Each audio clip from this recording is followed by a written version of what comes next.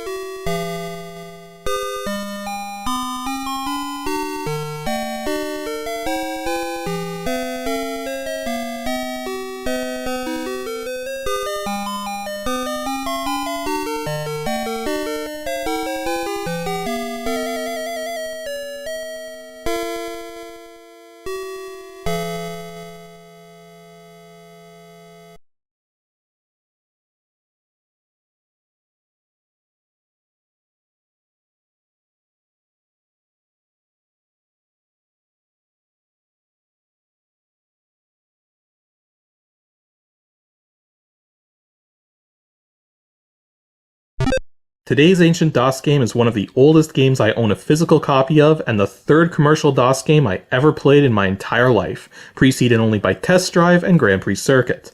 And that game is King's Quest, also known as King's Quest I: Quest for the Crown. It is the very first game to use Sierra's AGI adventure game interpreter engine, and is also perhaps the very first game to incorporate both a graphical world to walk around in and a text parser to type in the exact actions you want to perform.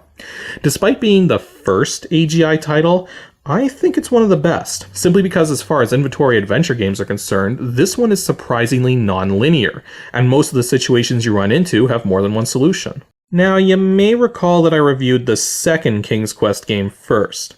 The primary reason for this was that I was still finding a way around the copy protection for this one, whereas every other King's Quest game I own came on a collection CD and thus don't have any copy protection routines in place. In any case, I've got it working now, and I also have a copy of the remake using the SCI Sierra's Creative Interpreter engine, and I'll be taking a look at both versions. But for now, we're going to take a look at the original game, and as usual, let's start things off with the game stats. King's Quest was originally created and released by Sierra Online in 1983, though the original game was specifically designed for the PC Junior and wasn't technically a DOS game, but a PC booter game. There were several 1984 releases, though most people with a physical copy, including myself, will likely have the 1987 release, which not only added true DOS support, but also expanded on the backstory so that what you were doing made a little bit more sense. It's a one-player inventory-based adventure game supporting Hercules, CGA, Tandy, and EGA graphics, just like every other DOS game using the AGI engine. And since it only supports the PC speaker and Tandy 3 voice for sound, going with the Tandy support is obviously the best approach. As for its current release date, it's still commercial, and if you specifically want the AGI version of this game, you'll either want to grab a physical copy from somewhere off the net, which won't be even remotely cheap, or the easier thing to do would be to head on over to the Good Old Games website at www.gog.com, where you can get the first 3 King's Quest games together for $10. Also keep in mind that every King's Quest collection, except the one released in 2006, has a copy of this version of the game. The 2006 collection only has the SCI version. Now, there's actually quite the backstory for this game, so I'm not going to go too in-depth into it, but what it comes down to is that the game takes place in the fictional kingdom of Daventry, which was once a rich land free of danger and hardship, held together by King Edward, who possessed 3 powerful items: a magic shield that prevents any harm to its bearer, a magic mirror that predicts the future, and a magic chest that's perpetually filled with gold. However, over the years, these 3 items were lost thanks to the deceit of several people who took advantage of the king's hardships. Now, the king is old and frail with no heir to the throne, so he calls upon Sir Graham, one of his greatest yet youngest knights, to search the land and retrieve these 3 items. If successful, Sir Graham will have proven himself worthy to inherit the throne and become the new king of Daventry. Now, if you've played other Sierra AGI titles, you'll probably feel right at home with this one, as it works the same as always, where you use the numeric keypad to move around and type in the actions you want to perform. Though there are a few extra things to worry about. For starters, Sir Graham has the ability to swim, duck, and jump. Swimming is mostly just to get around through some places, ducking is only used to avoid the witch if she flies after you, and jumping is used to catch a ride with the condor when you're ready for that section of the game. The other thing you have to worry about too is how much more primitive the command interpreter is. The certain things you may be used to with most AGI titles aren't necessarily going to work here. For instance, if you type in the command look around, you'll likely just get a message saying you see nothing special, whereas in virtually every other AGI game, you'd get a description about the area you're in. Also, while it still helps to be specific about what you want to do, if you have trouble doing something that you're pretty sure should work, just type in something simpler. For example, if you want to use the slingshot on the giant, saying use sling on giant doesn't work, but simply saying use sling does. The big reason why this game is non-linear is because almost every puzzle has at least 2 solutions, and some even have 3. And a good example is when you encounter the leprechauns who have possession of the magic shield. If you have the 4-leaf clover, they'll be easier to avoid. If you have the magic ring, you can rub it to become invisible and they won't be able to tell where you are. Better still, if you have the fiddle, you can play it, which will completely distract all of them, letting you walk around their lair to your heart's content. Though many of the puzzles with 2 solutions do come down to either using the intended object to get past or a treasure object.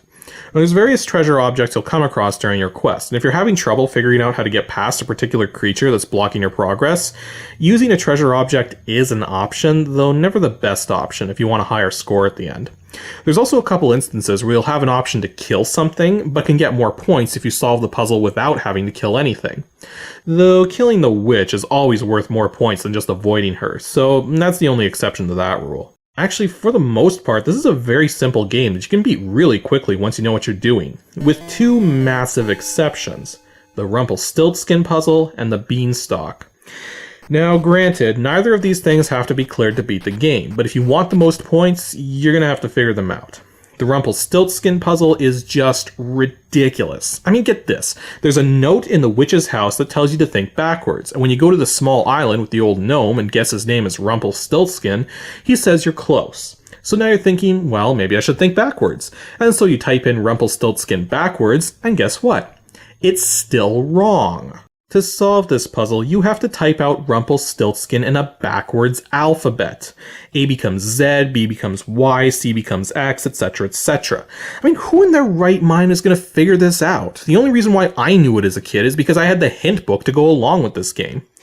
But yeah, if you can't figure his name out, he gives you a golden key so you can climb a staircase into the clouds. If you do figure his name out though, he gives you some magic beans, which you can plant in one of several locations to make a giant beanstalk grow into the clouds instead.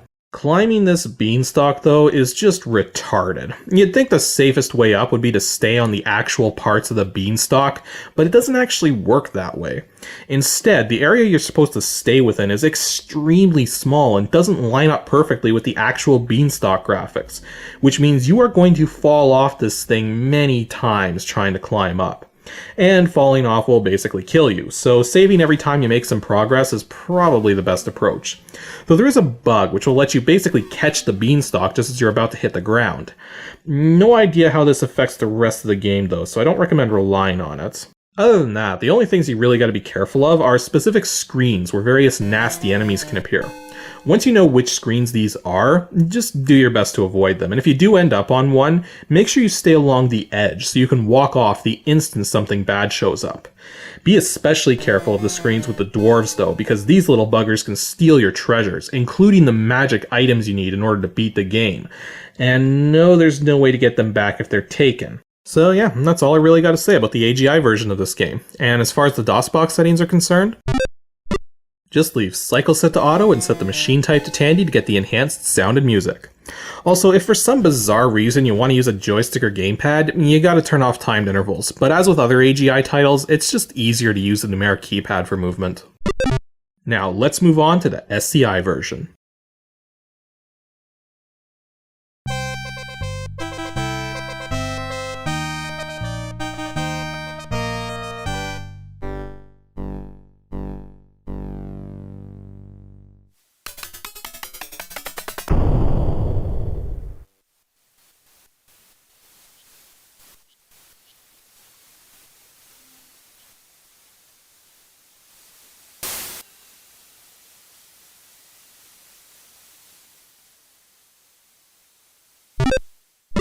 The SCI release of King's Quest was once again handled by Sierra Online and was released in 1990.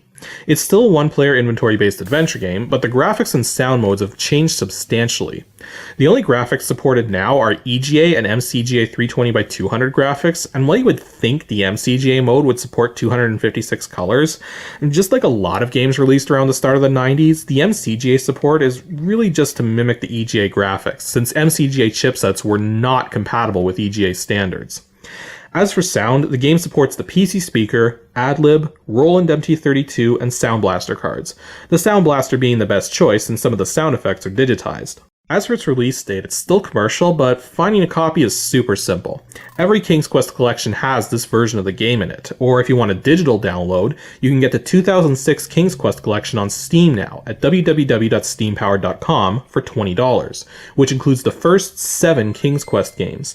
Though some of the games included in this package don't work properly on modern computers, so if you can find a physical copy of this collection for cheaper, you may want to go that route instead.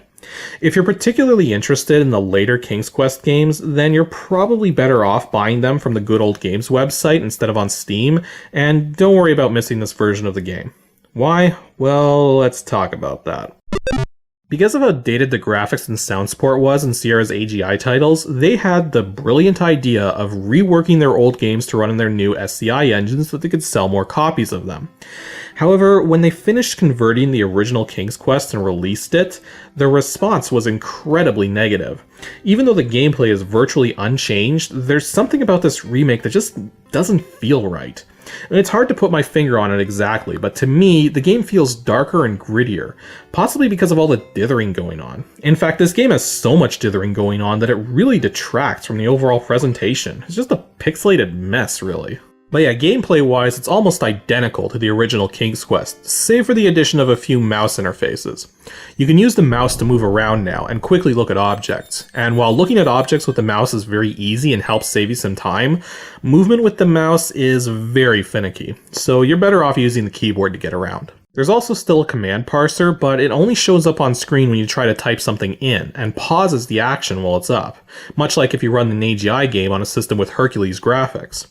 Personally, I feel this also detracts from the game, because part of the allure of using the text parser in the first place was that you could type things in before you intended to do those things, so that you could sort of think ahead with your actions and get yourself into the precise situation you wanted to be in before hitting the enter key and performing that action. Here, you can't queue up moves like that. You have to wait until the specific moment you want to do something, then type in that action with the game paused in the background. That just doesn't feel the same, really. To the game's credit, though, there are a bunch of interesting improvements. For starters, you'll swim automatically now, and water itself has different levels of depth, so you can tell how deep you are by how high you're standing in the water and whether or not you've actually started swimming. There's also a bit more ambience going on, with things like birds flying by and squirrels dashing away from you. 2 massive improvements are the Rumpelstiltskin puzzle and the Beanstalk. Now, the old gnome's name is simply Rumpelstiltskin backwards, not in a backwards alphabet, and the Beanstalk is a heck of a lot easier to climb up now. However, some of the changes strike me as a bit odd. For instance, the whole thing with the witch in this game is based on the story of Hansel and Gretel, so naturally, in the AGI version of this game, when the witch is preparing her oven, you push her in to kill her. Makes sense. In the SCI version, the witch instead has a massive cauldron filled with some bubbling broth of some sort, and yet you still kill her by pushing her in, which kinda doesn't make sense.